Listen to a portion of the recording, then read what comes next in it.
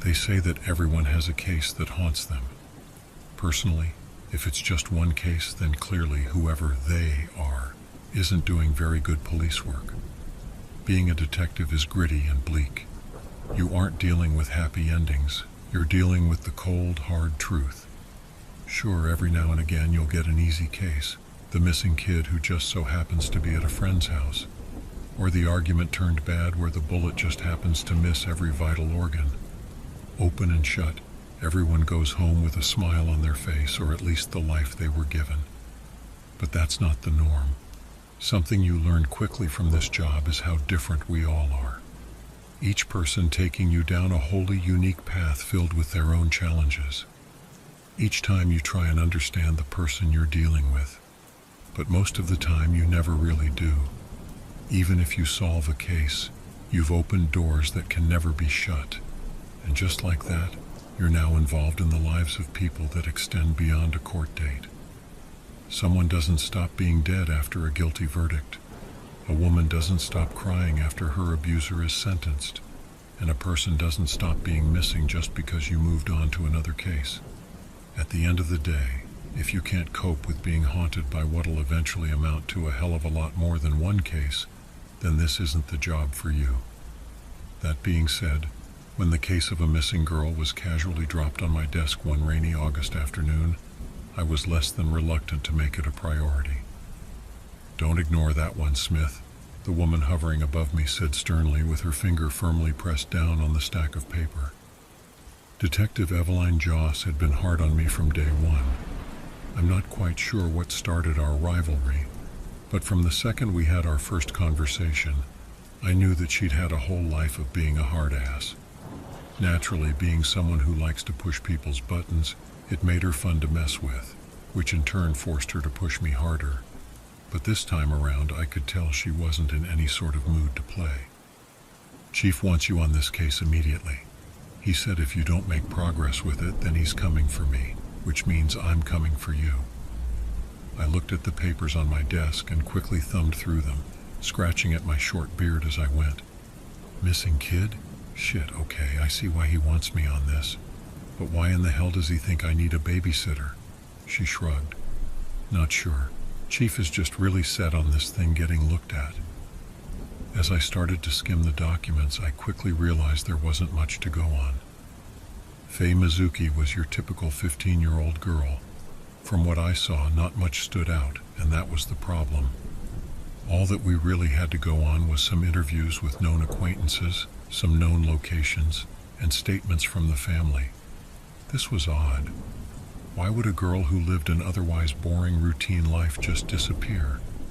I didn't feel like she seemed like the type of girl to run away independently, so it appeared obvious one of two things was true. Everything we knew about her was wrong, or she was taken. It wasn't much to go on, but boiling down a disappearance to one of two scenarios immediately cut out many potential dead ends. And by the next day, I planned to have it down to one.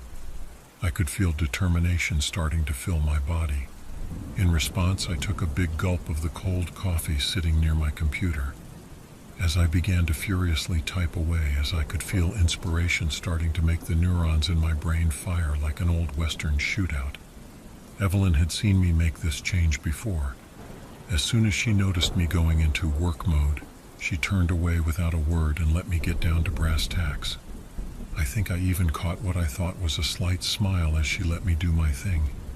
And in doing my thing, I found exactly what I was looking for. Absolutely nothing. Even when doing a deep dive into her immediate and extended family, there wasn't a single iota of noticeable information. These people were spotless, not even so much as a traffic ticket to speak of. When I reviewed some of the documents I had been given in more detail, I noticed a trend in those interviewed. They had all come from spots that Faye was known to frequent, but the same things said were practically the same. Quiet, polite, never stuck out from her group of girlfriends. If I didn't know any better, I'd think they didn't even know she existed. It almost seemed like they were just talking about some generic teenager. The only person who had slightly more to say was the owner of an Italian place. He mentioned that she and her family visited the restaurant a lot, and that Faye seemed really close to her parents. Unlike a typical teen, Faye engaged them. She wanted to have a close relationship with her folks and never took the opportunity to be out with them for granted by being on her phone. If only all kids felt like that, but I digress. Either way, this was all useful information. I had an idea of who Faye was. While I'd still do my due diligence on the facts, I knew what I was looking for. I was looking for the thing or person that stuck out from the blandness. However, I also knew I wasn't going to do that by talking to the people accustomed to seeing that side of her. By the next morning, I was drinking warm coffee in the office of her principal, Miss Thompson. I could immediately tell that Miss Thompson was a no-nonsense type of person. She came off as mean-spirited. Her sharp tongue betrayed the image of the short, almost sweet-looking old lady one could easily mistake her for. "I already talked to the cops. I don't know why you're here," she said, waving me off. "And I understand that, Miss Thompson," I started. "But I'd just like to ask some follow-up questions if you don't mind." This must have offended her because she stopped typing at her computer and gave me an "are you serious" type of look. I could tell through her dark lenses that she was rolling her eyes, and she made it a point to say her next words slowly. "I don't know what happened. I know your people are slow, but that should be pretty straightforward. Being a black detective in a very non-black area, you always expect some people to treat you differently, but her, bluntness caught me off guard. As much as I wanted to cuss her out right there and remind her that I don't give a damn that she's an educator because I'm still a cop, I knew I needed her information. I instead opted to smile and forced out a fake laugh. "Look, I really don't want to take up much of your time. If you say you don't know anything about her disappearance, then fine. But surely you know if she's been into any trouble. Maybe some kind of an altercation with a teacher or classmate." To her credit, she actually stopped to think for a moment.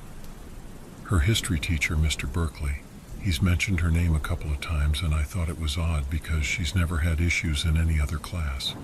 Maybe he knows something." Bingo. A hint at a break from her norm. "And when could I see him?" I asked. "If you come back at lunch, he should be in room 2105. She turned her attention back to her computer. Her hand waved frantically towards the door, signifying that she'd done her part in setting me in the right direction, and that I needed to leave her alone. I took the hint and walked towards the exit, but I couldn't help myself from stopping at the door. You know, I was always the fastest kid in my grade, though when you're in your 30s, I guess you're not as fast as you used to be. But I'd imagine that's something you figured out many decades ago. Tragic." And with that, I slipped out the door, only glancing back to see the look of pure anger she had plastered on her face. When 12 o'clock rolled around, I returned for my rendezvous with Mr. Berkeley. I strolled into the messy classroom and noticed the balding shorter man tucked away behind his desk with a stack of papers neatly placed beside him. I waited for a moment by the door, but it wasn't until I intentionally cleared my throat to get his attention did he break from his work to look up at me. "Oh," he said, startled, jumping a bit in his seat. "I apologize, I didn't see you there. You must be the asshole detective I was told needed to talk to me." "Asshole detective?" I chuckled. "Maybe Monday through Sunday, but other than that, I swear I'm the nicest guy in the world." He laughed, and the mood seemed to lift a bit. "What can I do for you, Detective, Smith, Detective Smith," I said, pulling out a chair from a nearby desk while opening up the notes app on my phone. "You're Faye Mizuki's history teacher, right? I'm assuming you've heard the news of her disappearance. Is there anything of note that you can tell me about her?" He thought for a moment. "No, not really. Faye is a pretty good student. Does all her work, shows up on time, gets good grades. All of that would seem to make her better than just a pretty good student, yeah? I heard from my sources that she's a straight A student, so surely she's better than that." He shrugged. "I suppose. Nothing major separates Faye from the great students in my opinion." "Nothing major? Tell me about the minor stuff then." "Really just some disciplinary stuff. She's very talkative in class, and I've had to have a few conversations with her about being disruptive. Everything I've read about her says that she's a quiet girl. Seems a little odd that she'd be a chatterbox in your class all of a sudden. Not that I don't believe you, but things change when your best friend is in your class. Best friend? Do you have the name of this person? Yeah, Hannah Sterling. 16, blonde hair, freckles, green eyes. I think she swims with Faye on the water polo team. Interestingly enough, Hannah hadn't been in any of the reports I'd read. How could we have missed a best friend? I wanted to push further on this fact, but as a 50-year-old teacher, Mr. Berkeley didn't have much insight into the personal lives of these kids. Hannah Sterling? I pushed. From what I've come to understand, she's not someone that I know of to be in Faye's main group of friends, and yet they're constantly chatting it up. They seem pretty friendly in class, that's all I can say, he said. Whether or not they hang out outside of it isn't really my place of expertise, but I always assumed they were close. The well of information there was running dry.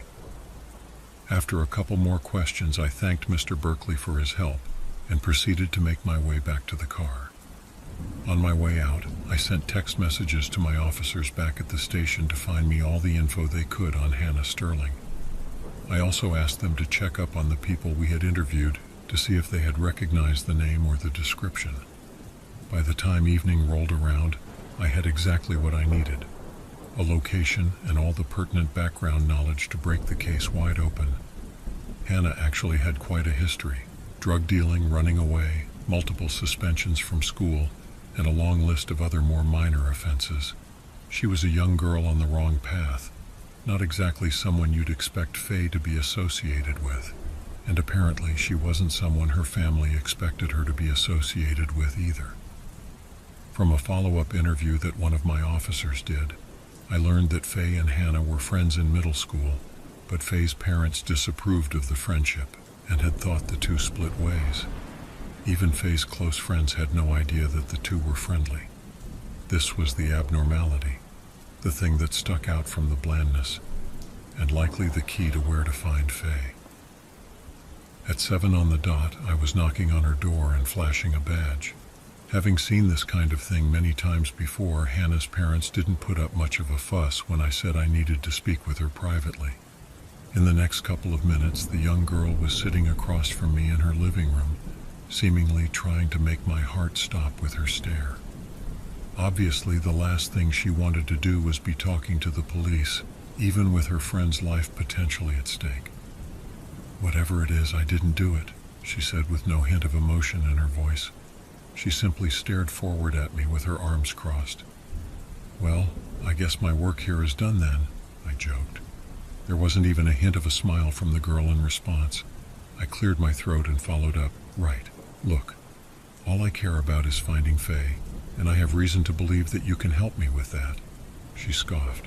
"Why? I didn't have anything to do with what happened. Maybe you should go look for the person that's actually responsible." Obviously, I wasn't getting through and needed to try a different strategy. "That's fair. Look, I believe you, and I'm not here to get you into any trouble. I just want to know some things that I don't think other people are willing or able to tell me. Whatever you say won't be used against you, but I need your help. And how do I know that you're not just saying that to get me to talk?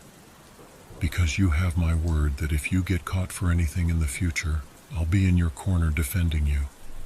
I know you've had a rough life, and it would surely behoove you to have someone on the inside that can vouch for you if you work with me, yeah?" She raised an eyebrow at this and thought for a moment. I could tell my proposal piqued her interest. "I still don't know how I can help." I quickly pulled out my notes app and replied, "All I need you to do is lead me down the right path. First, why don't Faye's parents know about you if you two are still friends?" She shrugged. "We don't really advertise our friendship. Faye is very much a goody-goody, and it'd be bad for her image if we were seen hanging out. But I do really care about her, and we have fun together." "So you'd say you make it work behind closed doors?" "I guess. We see each other on the weekends when she's not with her other friends, mostly in secret spots I know of around the area." "And where would those spots be?" A slight laugh escaped her, and I could see her body start to relax. I'm definitely not telling you that, cop. Doesn't matter, though. She wouldn't be there anyway. Faye is terrible with directions. Plus, she wouldn't have a reason to visit without me. Still, though, a young person breaking from her boring life is exciting. I'd imagine she wasn't just hanging out. I'd think she would also be looking to you for other, new things into her life. I mean, she started smoking and drinking a little bit recently. Really? You're underage girls. Where on earth are you getting the drugs from? Weed comes from a lot of places, she said with a slight smile. Can't say exactly. The alcohol is usually brought by this guy we've been smoking with. A third player in all of this, I whispered to myself. I leaned in for more details and asked, a guy you've been smoking with? Where'd you meet him, and what's his name? We just know some of the same people. I think his name is like Walter something. 17, tall, pale skin, dark circles under his eyes like he hadn't slept well in weeks. I think he goes to one of the schools around here. Did he and Faye talk a lot? Faye talked about him a little bit to me, and I thought there was some chemistry there, but nothing I really ever looked into. After about a half hour more of asking standard questions and exchanging phone numbers, I left with my mind made up. The threads were leading me to this Walter kid. Something in my gut told me he knew exactly where Faye was, and one way or another, I was going to get that information out of him. The next day in the office was a mad rush of writing reports and trying to do my research on just who this kid could be. But just going off of a name and vague description wasn't enough.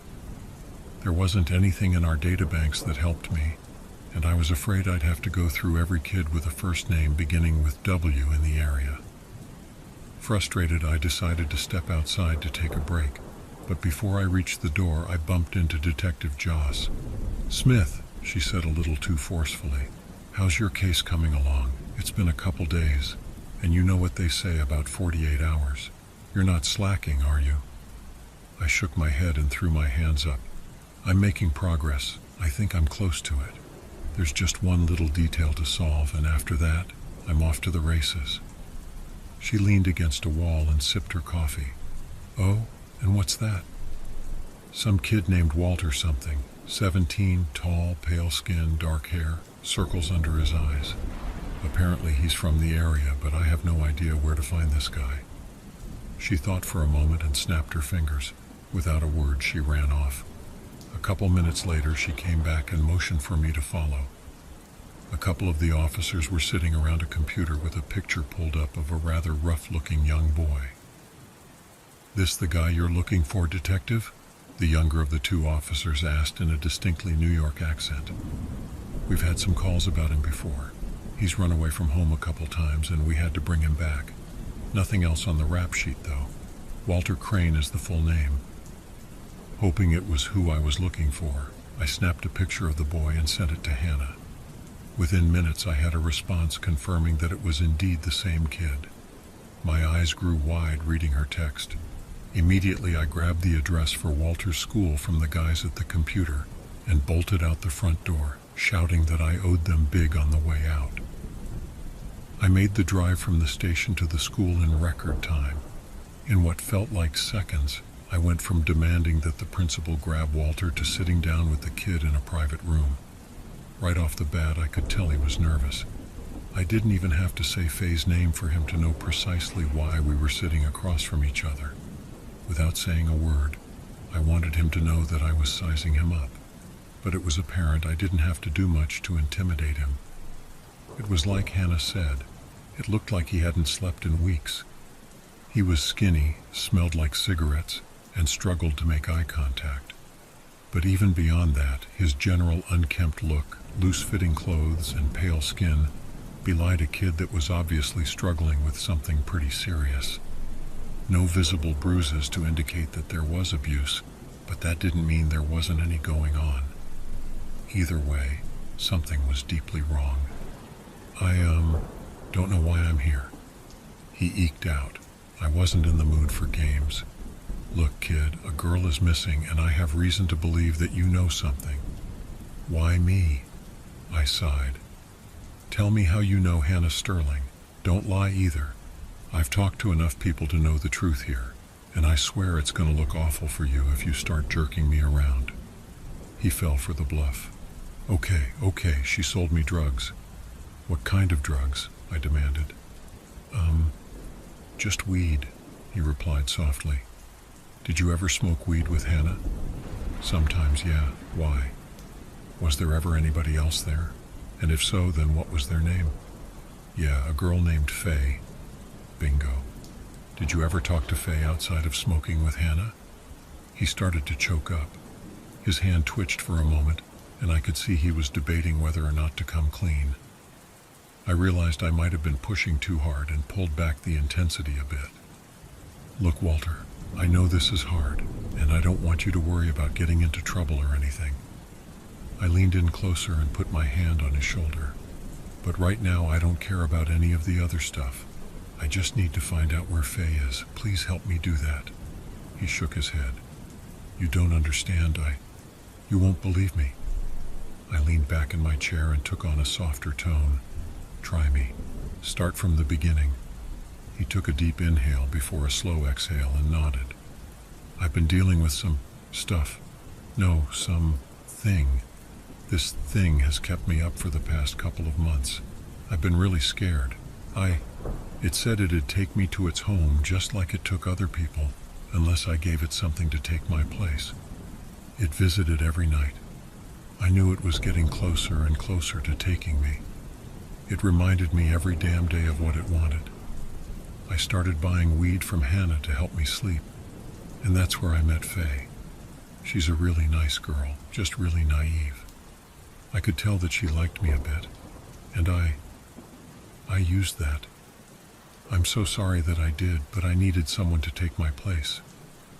I told her I knew a cool spot we could hang out at, so I drove her out there, and that's where you'll find her, at its home.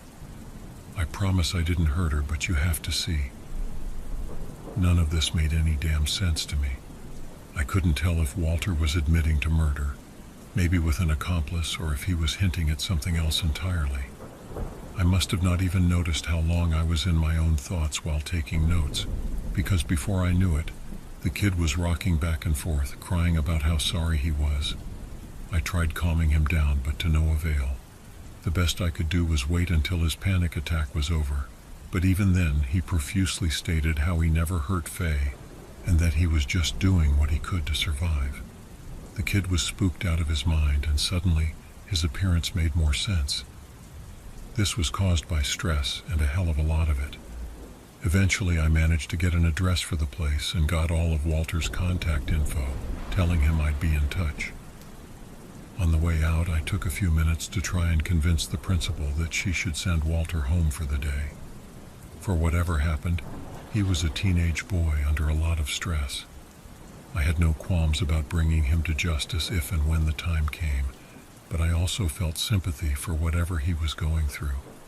She seemed to respect my suggestion, but I'm not sure if she ever actually did anything. Either way, that was a secondary concern. At the moment, I had my location about a 45-minute drive away, and nothing was going to stop me from getting there. I jumped in my car and burned rubber towards the address. My attention never once broke from the road ahead of me, and my mind was solely focused on finding Faye. Not a single stay thought entered my brain. When I finally arrived at the nearly dilapidated house out in the middle of a random plot of land surrounded by nothing, I truly started to fear the worst. By the looks of it, it was an old abandoned 2-story farmhouse. I'd done this job long enough to know that with nothing around for miles, it'd be the perfect spot for a murder. Even standing a reasonable distance from the old farmhouse, I could catch a whiff of a pungent odor. As I walked closer to it, the stench only intensified. What the hell? I thought to myself as I went for the door. It only took a slight nudge for it to open. But what I saw inside, Jesus, it was fucking horrible. The light from outside poured in through the various holes in the farmhouse, illuminating the various dead bodies strewn about. Most of them appeared to be animals, but some were undoubtedly human, and most were very young. What kind of sick bastard would do something like this? I thought. I pulled my gun and shouted for whoever was there to come out slowly with their hands up. I waited for about 30 seconds with no response from anywhere in the building. I shouted again and still no response. But despite the silence, I knew I wasn't alone. To this day, I don't know what force drove me to do it, but I had this indescribable urge to look up. For a moment, I thought I saw what appeared to be a massive four-legged spider scurry from the ceiling into one of the rooms on the second floor. My brain couldn't quite process what I had just seen. If that was a spider, it was easily as long as a polar bear. It had to at least be 9 feet, with legs easily matching the length of its body. But the more I thought about it, the more I questioned.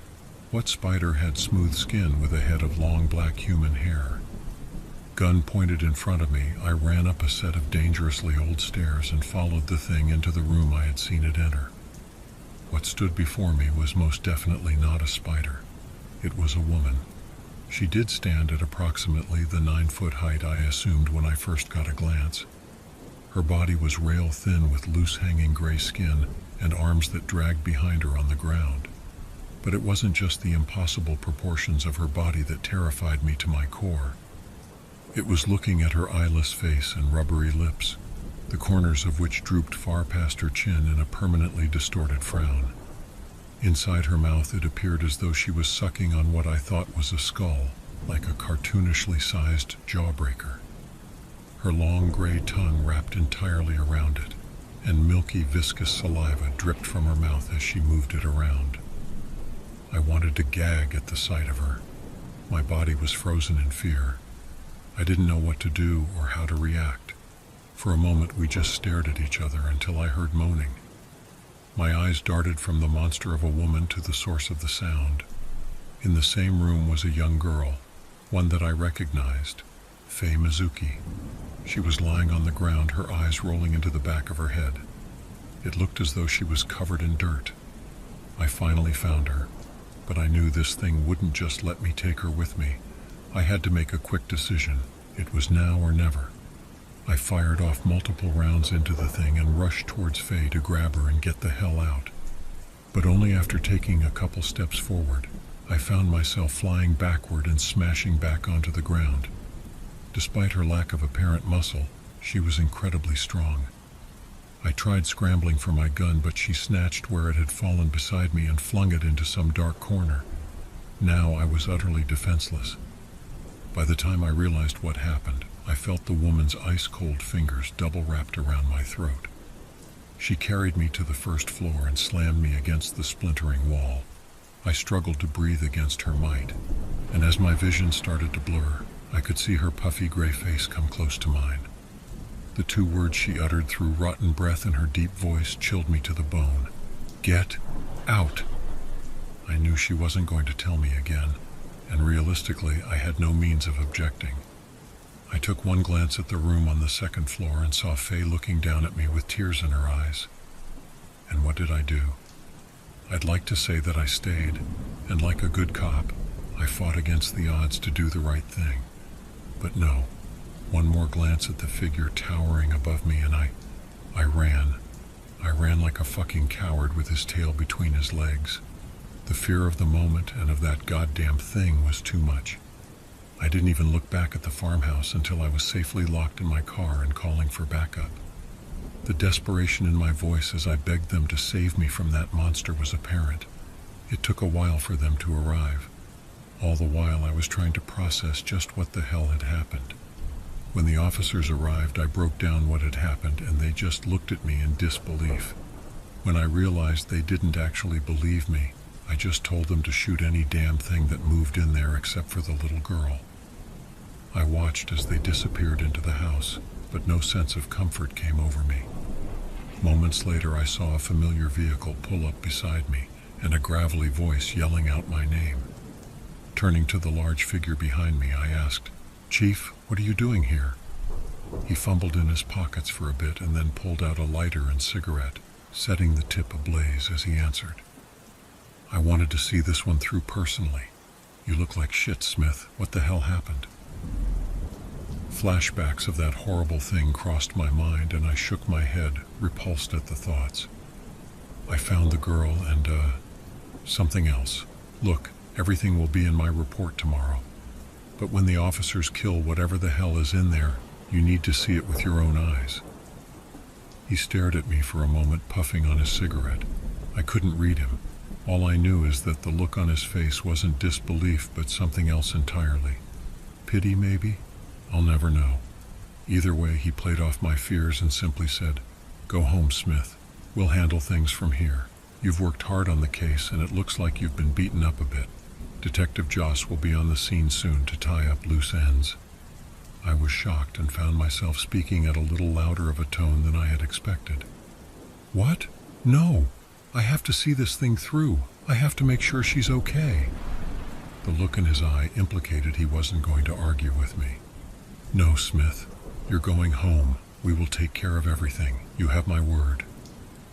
I wanted to fight it. I wanted to scream and yell that this was bullshit, but I knew my place, and I knew I didn't have any standing to force the issue. Reluctantly, I got in my car and drove home, mad at the world. That night was awful. I couldn't stop thinking about that monster I had come face to face with, or the conversation with Walter that now made complete sense.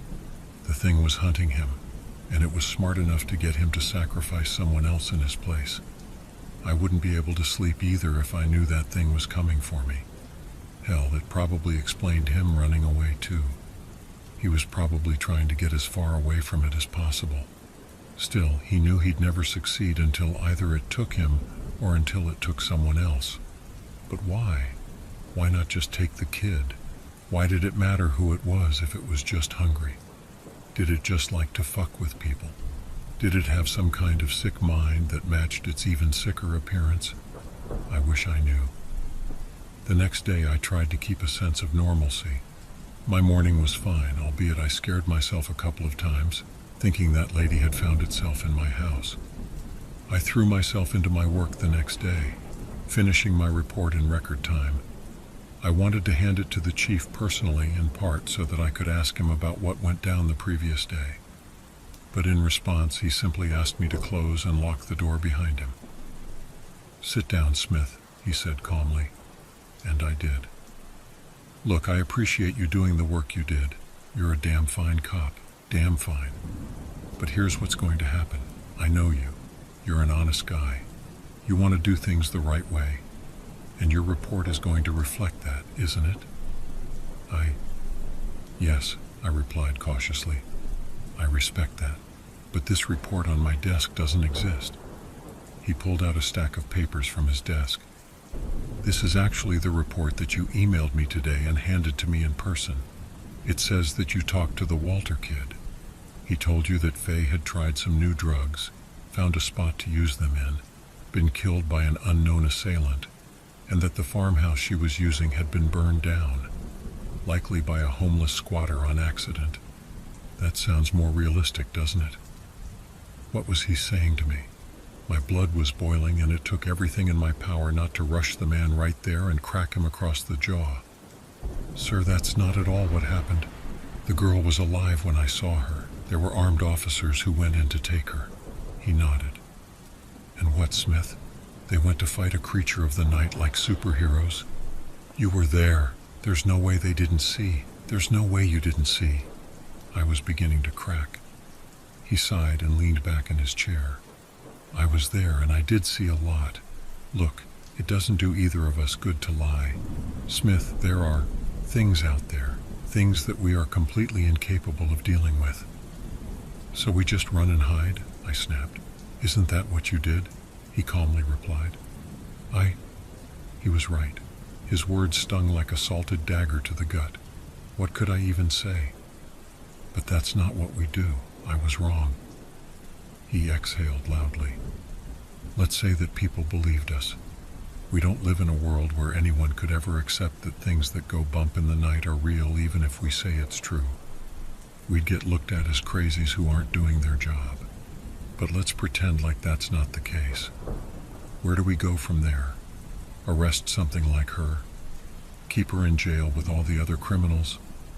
Smith, do you thinking burning down that farmhouse killed her? Fuck no, just scared her off. We literally don't have the capacity to deal with things like that. So what's the next best move? Stop the panic. Move those things to more obscure locations if we can, but otherwise operate as if things are normal and move on. We focus on the real crimes that we can deal with. I was speechless. My own damn chief was telling me to just forget that a family had lost a daughter because he didn't think there was anything we could do to help. The only thing left to do was ask, "Did you know?" He went silent for a moment and said, "I had a hunch. I've seen cases like this before." After talking to some other counties about similar disappearances, the signs pointed to this maybe being the case. When your frantic call came through, I wanted to confirm it for myself. Smith, you did good work. This was a problem we needed to address for a while. And if she strikes again, I interrupted. Then we figure something else out, I suppose. Look, you're going to be on some easy cases for a while. You've earned the break, and I don't want you seeing anything else traumatic, even by normal standards, for a while. But I'm demanding that you play ball on this one. Just trust me. Without saying a word, I nodded and walked out. I never said a peep to anyone. I never even spoke about it to the officers that I knew were there. Little did I know I would eventually become a trusted person in these types of cases. Someone good enough to investigate and trustworthy enough not to say anything. It was hard to live with, knowing the truly messed up and outright terrifying parts of our world. The creatures we live with daily do horrible things, while the people sworn to protect us just stand by and do nothing. It was a significant source of conflict and eventually led to me leaving, but these stories will always stick with me, forever burned into my memory as genuinely defining moments of my life. When the time comes, I'll share more of these tales, but for now, just remember, when you hear something go bump in the night, don't think for a second that it can't reach out and drag you away. Stay safe, everyone.